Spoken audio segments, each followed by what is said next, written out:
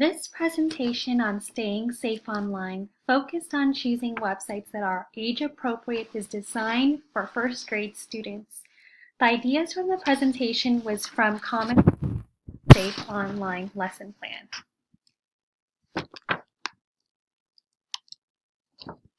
How many of you have visited a website on the internet or have seen your parents or teachers go on a website to find information? Yes, you've seen me look up information about different animals on the internet to share with you when we read The Wild Robot together. The internet is a great place to learn all sorts of new interesting things, but there are also websites that are not safe for first graders to visit.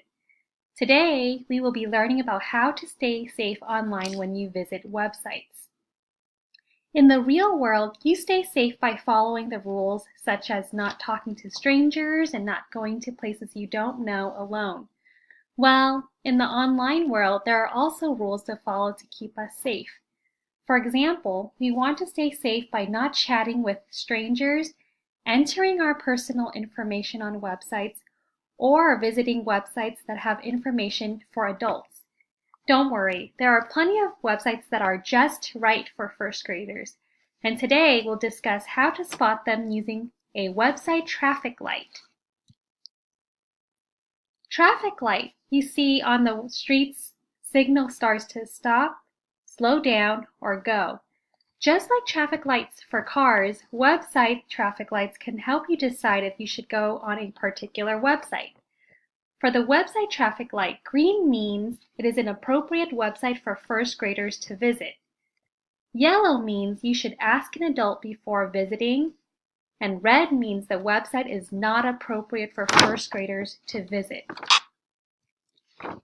Websites that are green are first grade friendly.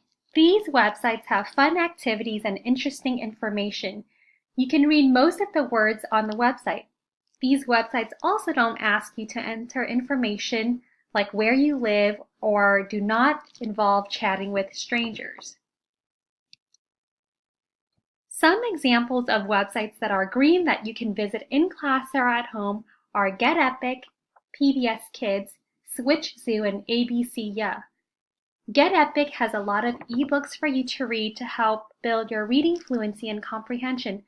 And I know many of you love animals. SwitchZoo is a website that lets you make your own animal and build your own habitat. Some websites are yellow. These are the ones that might ask for your personal information or have a feature that allows you to chat with strangers. Some yellow websites are appropriate for kids and some are not.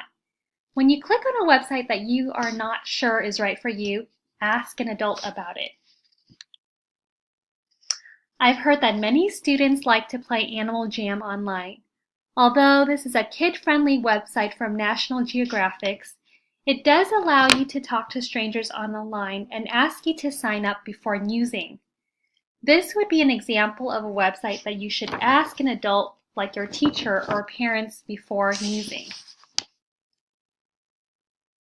Some websites are red, which means absolutely not appropriate for first graders. These websites have things that are for adults or older students. These websites may also involve chatting with strangers, giving out personal information, or downloading harmful things to your computer. Most of the time, you have a good feeling when a website is red. If you accidentally click on a red website link, what you can do is click the back button, close the web page, or tell an adult. Sometimes when I'm on a green website, a red website like this one pops up, and I'm pretty sure that I will not win an iPad or $1 million if I put in my cell phone number. In this case, I would click the X to close that web page. This is the end of this presentation about online safety. Remember the website traffic light. Green means good website for me, yellow means ask permission before visiting this website, and red means not appropriate for me. If you have time, here are 2 fun videos that explain online safety for first graders.